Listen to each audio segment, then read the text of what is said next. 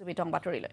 মহানগৰীত পুনৰ সংঘটিত হৈছে এটা চাঞ্চল্যকৰ হত্যাকাণ্ড মাতৃৰ সন্মুখতে এবাৰ এগৰাকী যুৱতীক নৃশংসভাৱে হত্যা কৰিলে এজন যুৱকে জোৰাবাটৰ হাতগাঁও থানাৰ অন্তৰ্গত আমসিঙত সংঘটিত হৈছে এই লোমহৰ্ষক হত্যাকাণ্ডৰ ঘটনা সঞ্জয় লালুং নামৰ যুৱকজনে সংঘটিত কৰিলে হত্যাকাণ্ড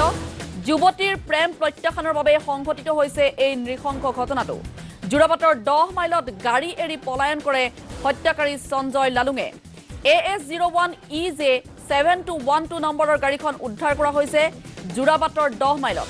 গাড়ীৰ ভিতৰতে মৃতদেহ এৰি পলায়ন কৰে ঘাতকে ইতিমধ্যে আৰক্ষী আৰু ৰাইজৰ সহযোগত হাতগাঁও থানালৈ লৈ অনা হৈছে মৃতদেহ হত্যাকাৰীক বিচাৰি আৰক্ষী আৰম্ভ কৰিছে তদন্ত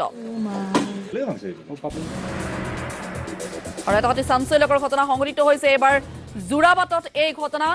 মাতৃৰ সন্মুখতে এগৰাকী যুৱতীক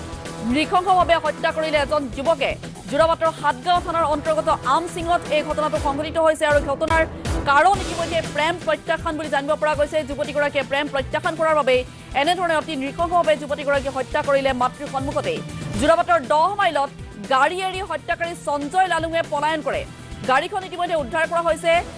জোৰাবাটৰ 10 মাইলত আৰু গাড়ীৰ ভিতৰতে মৃতদেহ এৰি ঘাতক সঞ্জয় লালুঙে পলায়ন কৰে আৰক্ষী আৰু ৰাইজৰ সহযোগত হাতগাঁও থানালৈ ইতিমধ্যে মৃতদেহ লৈ অনা হৈছে আৰু হত্যাকাৰী সঞ্জয় লালুঙক বিচাৰি ইতিমধ্যে আৰক্ষীয়ে অভিযান আৰম্ভ কৰিছে আমি এই মুহূৰ্তত চিত্ৰ দেখুৱাইছো সঞ্জয় লালুং নামৰ এইজন যুৱকেই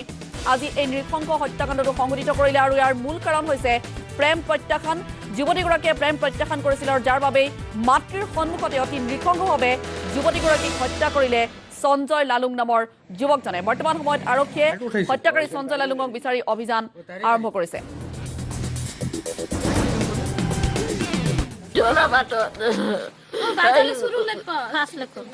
ঘৰৰ পৰা ওলাই গৈছো আমাৰ ঠাণ্ডাত কমল লাইন কমল আনিব গৈছো আৰু সৰু সৰু 2টা বাল্টিং আনিব গৈছো মন্দিৰৰ এটা আৰু ঘৰত তাৰপিছত আৰু এই হনুমান মন্দিৰ অলপ আগত এইখিনি মানে ঠেকি আছে গাড়ীটো যাবাই নেদে আমাক তাৰপিছত আহিছে ওচৰত কৈছে মোবাইল দি মই কৈছো এই মাই ডেগা চেগা লৈছে মোবাইলটো দি দে তাৰপিছত উতৰ গাড়ী মে উতৰ ওলা এনেকুৱা বুলি কৈছে তাৰপিছত আৰু মই কৈছো নোলাই এই হাতগাঁৱত ওলাম গোটাইগিলা লগ দিম আৰু এনেকুৱা বুলি কৈছে তাতে লগ হবি এনেকৈ নাই না মানে তাৰপিছত আৰু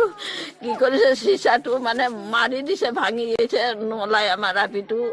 তাৰপিছত আৰু চিচাৰ পৰা টানি ওলাইছে হেৰি কৰি ওলাই পেলাই আৰু কাটি দিছে মই তাৰোৱালটো ধৰন্তে মোৰ পৰা কাঢ়ি লৈ কাটিয়ে দিলা আপোনাৰ মুখত কাটিছে আপুনি ওচৰত আছিল মানে মায়ে একেবাৰে ওচৰতে আছে ওচৰত থাকোতে